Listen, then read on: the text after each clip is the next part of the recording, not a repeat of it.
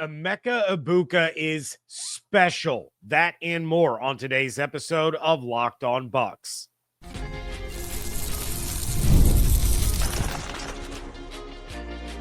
You are Locked On Buccaneers, your daily Tampa Bay Buccaneers podcast. Part of the Locked On Podcast Network, your team every day. What's up, and welcome into this episode of Locked On Bucs, your daily podcast covering the Tampa Bay Buccaneers, part of the Locked On Podcast Network, your team every day. I want to thank you for making Locked On Bucs your first listener view every day. Don't forget you can subscribe or follow for free on YouTube or wherever you get your podcasts. And, of course, you can follow along on Twitter. I am James Yarcho at JYarcho_Bucs, credentialed member of the media covering your Tampa Bay Buccaneers.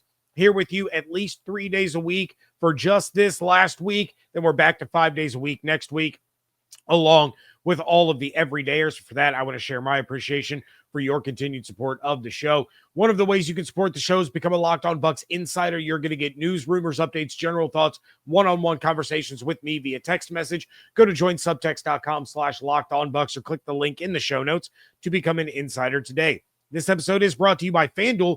Right now, new customers can get $150 in bonus bets when your first $5 bet wins. We have a mailbag question regarding Tristan Wirfs coming up a little bit later, but we're starting this thing off finally with my film review of Amecha Ibuka. Now, that's how I spent my 4th of July, was suffering through Ohio State games. But let me tell you, this is kind of how my process went. So I watched his highest and his lowest graded games according to Pro Football Focus. And then I wanted to watch the Rose Bowl against Oregon. I like to watch neutral field games, for one of my 3 reviews. However, that Rose Bowl game wasn't available in its entirety. So instead, I watched his 3 touchdown performance against Iowa. As for the highest graded game, that was against Indiana. His lowest graded game was on the road against Penn State. And here's what I came away from all of those games with a full understanding of. Ibuka's footwork is absolutely elite. I am talking shades of Jefferson and Chase. Now, wait, pause. I am not saying that he's as good as those receivers, at least not yet. There is the potential that he could be. But watching his routes and the way he approaches them, those were the 2 guys that kept coming to mind in the way that they utilize their footwork. So he has an unbelievable ability to manipulate and exploit opposing defensive backs with the way he approaches every route. There were routes where he would go in and look like he was about to block during a play action, and then he would sneak into the second level and be wide open. He scored more than a few times in those games doing exactly that. There were times where he would start a little slow, and then all of a sudden he would have a quick 2-step burst, completely change his trajectory, completely change his route, and get himself into open space. Lots of times he would go in motion, start to head into the flat before cutting back inside for an easy slant opportunity. I caught myself literally laughing out loud at the way he suckered some of these corners into thinking one thing, and then he would do another and just completely leave them in the dust. The other thing that I took away from watching him is that he does not drop passes. There wasn't a single catchable target in his direction that he did not bring in. Not as many 3rd down targets as I would have expected during those games, but plenty of receptions that resulted in 1st downs. That, to me, was even more important. A lot of 3rd downs that I saw converted weren't to Ibuka or to Smith. Instead, it would be one of the lesser-known receivers or a tight end because all of the attention was on the top 2 guys in Smith and Ibuka. Against Indiana, that was a tight game after the first half. Opening the second half, Ohio State wanted to start fast. Ibuka absolutely shook 2 defenders out of their cleats in order to find an open spot in the zone for a 26-yard gain. Later on, Ohio State went for it on 4th down. They are an incredibly aggressive, at least last year, they were an incredibly aggressive 4th down offense. Chip Kelly liked to go for it a lot. So They're going for it on fourth down. Ibuka lined up as a blocker. I think it was like 4th and 1, 4th and 2. Travion Henderson's in the backfield. He was the bruiser. He was the short yardage guy, the muscle. So Ibuka lines up close to the line of scrimmage. Looks like he's going to be a blocker. And then he just slips right past the defensive line, gets open for another 26-yard gain. At the end of the second quarter, he had a fantastic little hesitation move, one of those routes that kind of started slowly, and then all of a sudden, he just popped out, slipped into a window in order to grab a game-tying touchdown. It was the same stuff against Penn State. His first target of the game, he lined up close to the line. Ohio State showing run. He slipped through on a crossing route, got wide open, easy 25-yard touchdown against the Nittany Lions. Against Iowa, he just got into a zone. He had a couple of nice corner fades in the end zone for scores. He was finding the soft spots in the zones to get easy yards. This is what he does, and he makes it look so easy and effortless. You know, my son sat down and watched the Iowa game with me. He wasn't home when I was watching the first two games, but he's sitting there watching the Iowa game with me, and he starts laughing along with me, and he goes, this guy's going to be really, really good with Baker and Mike and Chris. And there's no disputing that. Against Indiana, 7 targets, 7 receptions, 80 yards, and a touchdown. Penn State, 3 targets, 3 receptions, 31 yards, touchdown. Iowa, 11 targets, 9 receptions, 71 yards, 3 touchdowns. And honestly, I think that the reason that the Penn State was his lowest graded game was because there were 2 plays in the first quarter where he went to block with Henderson in the backfield on some of these run plays, and he ended up matched up with edge rushers both times. And look, his run blocking as a receiver is fine, but the best run blocking receivers in the NFL are going to get lit up by pure edge rushers, and that's exactly what happened to Ibuka on those 2 plays. One went for no gain, one went for a loss of 1, but he had absolutely no chance. I'm not putting that on him. Other than that, he didn't get a ton of opportunity, but he made the most of the opportunities that he had. If we find ourselves this season where Ibuka is having to block Danielle Hunter or Nolan Smith, something has gone horribly, horribly wrong with the assignments on that play. All in all, my overall reaction from watching these games was I was even more excited about the Bucs having made this pick and what he's going to be able to accomplish at the NFL level. I would recommend sitting down, watch a couple of games from last year. Yeah, he played at Ohio State for 4 years. You can pick a lot of games, but I just wanted to watch the most recent, so I picked 3 1/4 games from last year. You can watch the ones that I watched. You can pick other ones, but what I would do is I would skip all the defensive possessions for Ohio State. That didn't matter to me. When I watched the offense, I would only watch Ibuka. I didn't care where the ball was. I didn't care what the offensive line was doing. I didn't care what Will Howard was doing. I only focused on Ibuka and what he was doing. And I can't remember which game it was now. It was either Penn State or Iowa. I know that for sure. But there were times that Ibuka got wide open on some of these routes, but Howard was looking at the other side of the field, so Ibuka didn't really get an opportunity. I think it was more so in the Penn State game because, again, he only had 3 targets. He was getting open. He was contributing. He was drawing attention and creating opportunities for other guys, but he just didn't have the targets in that game, and there were more than a few occasions where he could have picked up some chunk yards. But if you go that route and you decide to sit down and you want to watch some of these Ohio State games and you want to say, you know what, I want to see if I can see what James is talking about, you're also going to appreciate Ibuka even more because he pretty much always wears a different color of cleat than the rest of the receivers, so he's really easy to spot. The only time that was difficult was against Iowa. Ohio State had silver jerseys, silver pants. All the receivers wore silver shoes. But Ibuka was the only one wearing a white sleeve on one of his arms. Again, made it real easy to spot. What does all of this mean for the Bucs in their offense? That is coming up next on today's episode of Locked On Bucs, part of the Locked On Podcast Network, your team every day. Sports are in full swing, and whether you're all about baseball under the lights, golf on the green, or high-stakes soccer action, FanDuel is the best way to make every game even more exciting.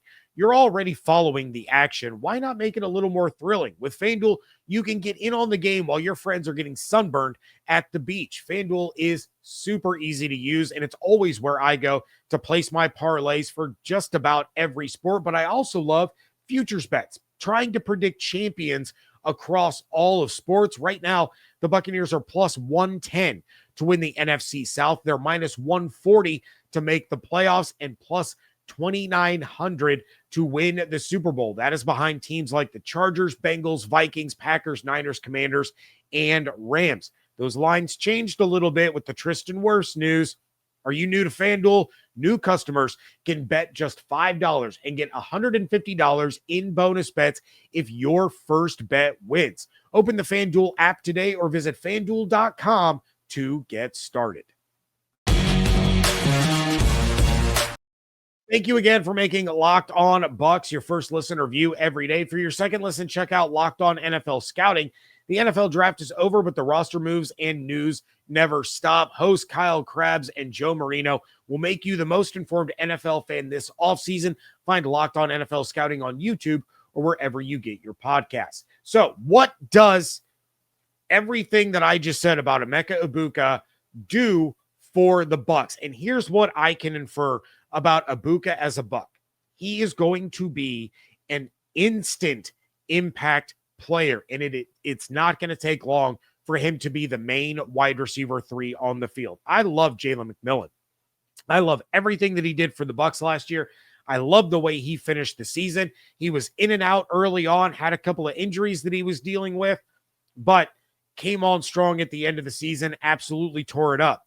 But Ibuka is better. I hope McMillan can replicate the production that he had last year, but there's no other way to put it. Ibuka is a better wide receiver than Jalen McMillan, and there's nothing wrong with that. That's not saying that Jalen McMillan is bad. In fact, it's saying that the wide receiving core for the Bucs got that much better. So what Ibuka can do in this offense starts with his ability to play inside and outside. There wasn't one or the other where he was more effective, and that was something that I was really trying to focus on. Ibuka got sent in motion quite often, but there were times he was lining up inside. There were times he was lining up outside. The footwork, the route mastery, the cornerback manipulation, it was just as effective regardless of where he was on the field. That means he's constantly going to be in a situation where Josh Grizzard can line him up to create a mismatch at any given moment.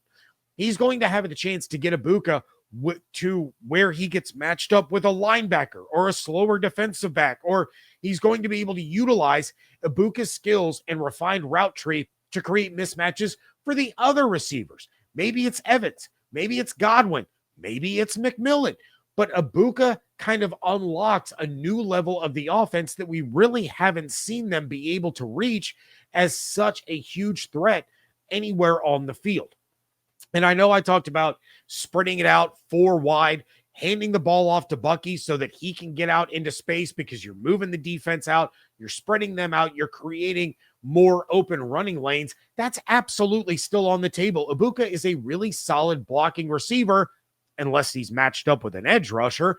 But there were a few plays throughout the games that I watched where Ibuka completely sealed off the edge to let Henderson or Judkins bounce to the outside for huge gains. In those situations, he was blocking a nickel corner or a safety, but he was still sealing off the edge that his running back had to get to. And he allowed 2 stud running backs, 2 very different styles, but 2 studs to break free. He is not afraid to get his nose dirty, get in the scrum, and lay a hit on a guy. So that's what the Bucs have looked for in their receivers over the last few years. Godwin, he's great at run blocking. Evans is good. Shep's not too shabby. McMillan needs a little work, but he's serviceable. It's something that he's going to continue to get better at. So Ibuka is about as solid as you can ask for a rookie wide receiver. This goes back to what I said a week or so ago when I mentioned that Ibuka is the most well-rounded receiver prospect I can remember the Bucs drafting. Not saying he will be as good or better than Evans, but he is more polished in the overall game than Mike was when he got drafted. So I'm going to drop a couple of bold predictions for Ibuka and the offense here. I think he's the difference between 4,500 yards, 41 touchdowns, 16 interceptions for Baker Mayfield last year to more like 4,900 or 5,000 yards, 45 touchdowns, maybe 11 or 12 interceptions. Now, that's assuming all the receivers stay healthy and that Wirfs returns in a timely manner. But I truly think that Ibuka is the kind of player that's going to wind up with about 700 yards and 5 or 6 touchdowns as a rookie in this offense. It could be more, but I think that's a pretty good kind of ballpark estimate of what Ibuka can accomplish under Grizzard and with these other receivers. Baker made the jump from 4,044 yards and 28 touchdowns to 4,500 yards and 41 touchdowns, and he did that without Evans for a month and Godwin for more than half the season. It's not a stretch by any means to think that with this group of receivers that Baker could jump another 500 yards and a handful of touchdowns this season. I think McMillan's targets and his numbers probably dip just a little. Evans is going to get his. Godwin, he's going to get his, but he's probably not going to reach that insane pace that he was on before he went down with injury. But you figure, again, let's throw out some ballpark numbers here. 1,200 from Mike, 1,000 from Godwin, 700 from Ibuka, 500 from McMillan. You're at 3,400 now. Plus, you have Bucky Irving and Rachaad White out of the backfield. You have Sterling Shepard. You have Tez Johnson. You have Cade Otton. You have Payne Durham. You have Devin Culp.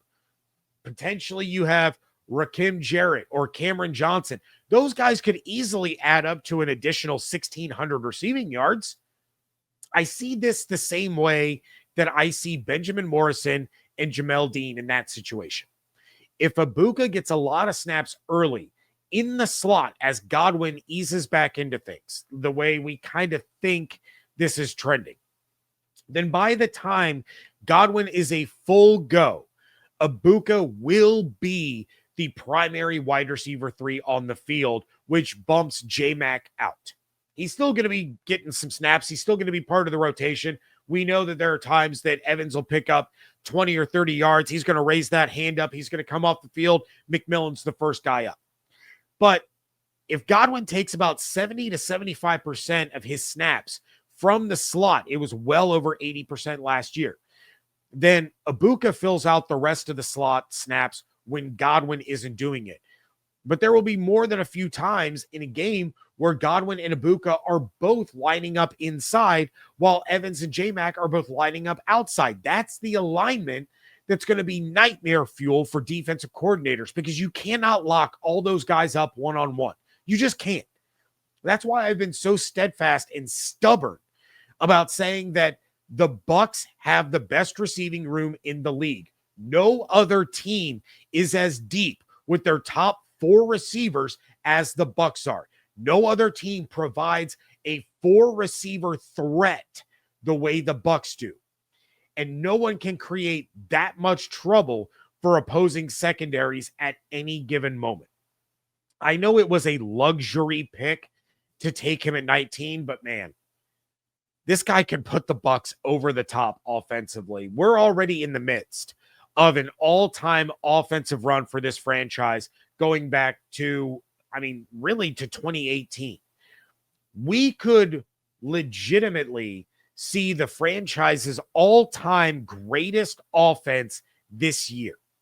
For the record, the most points the Buccaneers have ever scored in a season is 511. That was back in 2021. Last year, they scored 502. Their top 5 scoring seasons have all happened since 2018. This team can put up 500 plus points easily if they stay healthy. If Evans doesn't miss a month, if Godwin doesn't miss half the season plus, you think they're going to score more than 9 more points than what they got and set the franchise's all-time scoring record?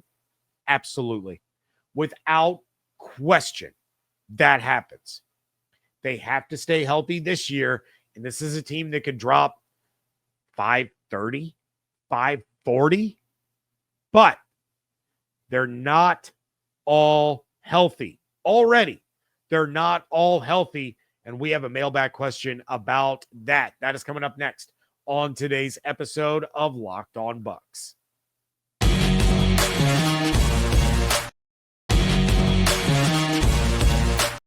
Wrapping things up here on today's episode of Locked On Bucs, and I had a mailbag question from Mad Dog. You everydayers, you every livers, you guys know Mad Dog, but he had a question come in after the Tristan Wirfs news on Wednesday, and I wanted to go ahead and address it here. And Mad Dog asked, does your floor/ceiling for the Buccaneers change with the Tristan Wirfs injury? I was projecting an NFC Championship game, no more. I think they're lucky if they can break even during the first 4 games and hopefully a playoff appearance to follow. All right, Mad Dog, appreciate the question.